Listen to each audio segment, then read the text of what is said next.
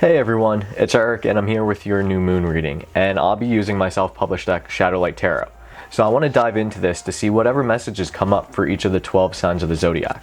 Now we're going to take a look into the generalization of things, so depending on whether you have it as your sun sign, your moon sign, your rising sign, Venus, or however you'd like to interpret it, depending on how astrologically inclined you may be, it is there to present the message. So for those who are generally looking for a reading, you may look for your sun sign to interpret what you're going through, what you're feeling. And then you can take that even further by watching your moon sign, in which case you'll have an understanding of yourself internally and what you're processing in terms of an emotional level. When you look at it for your rising example, that is pretty much how the world's coming through you or how others perceive you. Think of it, it's the cone in which you yourself, your light of your being of the sun, is expressed through. Now you can take this even further if you're interested in seeing a relationship aspect. Venus is usually associated with how we connect with others. That would be a good example to see what is going on in your relationship sector. But take it as you please, as each of the signs are only able to provide so much. So if you can take that and then compare it to see what you're going through, it may provide some insight for you on your journey. So take this for what it is. I'm here doing my thing, and I thank you for your appreciation, for your time to actually check this out. So let's begin with these readings. Scorpio, Scorpio, Scorpio. What is up, Scorpio? So we're going to dive deep, and you're Scorpio, so you're going to understand that this deck that I'm using right now is going to be something that is not only going to be like key, but it's going to go down to the deep transformational shiz that, you know, like, it's there. Not many people see it, but hey, it's there. So let's dive in. So let's give an understanding what messages may be coming out for our Scorpio friends here today.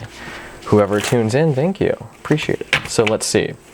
Your message to start with shall be, split one more time because that's how I flow. We're looking at not even a tarot card. This is the card I include within my deck to identity, because we're looking at the self. So we have a skull actually pictured on this, and this is actually one of my first editions of this deck.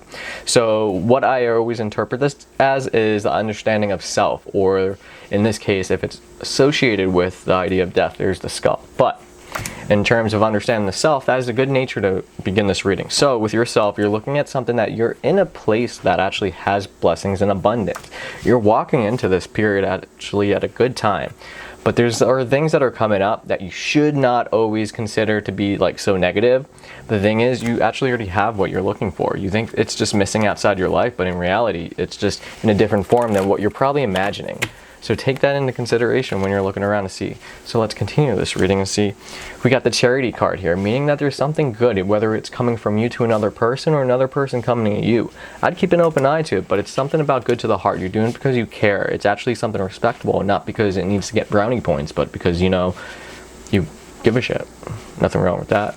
But here, we also got another goodwill card. This card is about the idea of not actually just goodwill in terms of other people, but goodwill in terms of being able to invest what you care about, to invest in the things that you want to grow in this world, to understand that there's a harvest and that harvest is approaching. But the thing is, you still got to nurture and take care of the many crops that have been planted in this supposed metaphorical garden.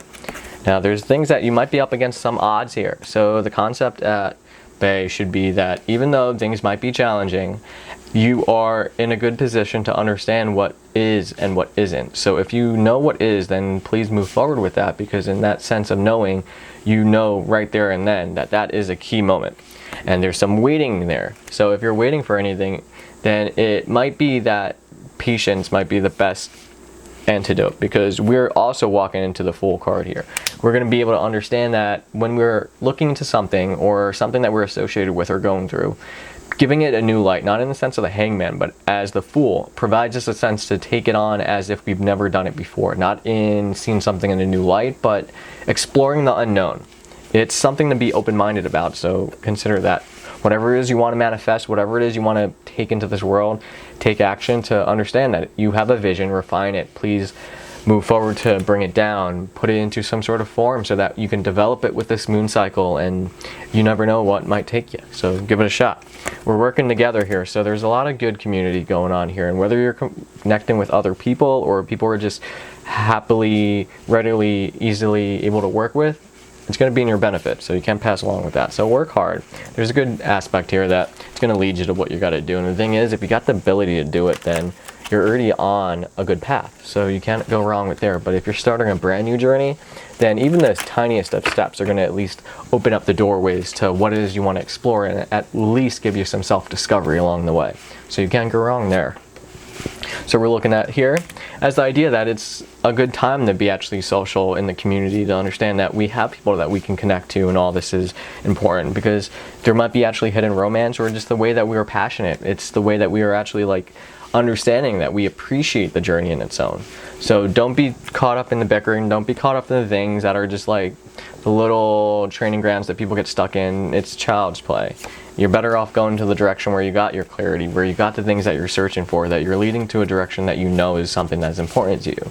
So with that, creativity. You're going to birth it into the world, you're going to birth it into reality, and that is beautiful. So whatever you're going through, allow it to process, allow it to go and blossom into being, because that is your key. That is what's going to take you to the true nature of your divinity.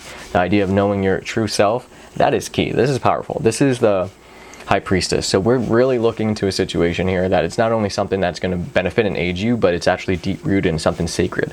So really do follow that. And we're going to close this reading out with a nice little message that we have the wheel. So things are turning, whether it's by your decision or by the fact that the circumstances around you are putting you in a situation to do so. Either way, that wheel should be embraced, because where we're going is something that's going to be better suited for us, and it's going to give us the opportunity and provide us the very action needed to be who we're meant to be. So follow through with that passion. If you got something you want to create, move forward with that. It's important. Use this moon to your advantage, because you really can actually process a lot of this stuff. So thank you, and hope to tune in again. If I ever do this again, we'll see. It's a nice little Mercury retrograde experiment, but take care.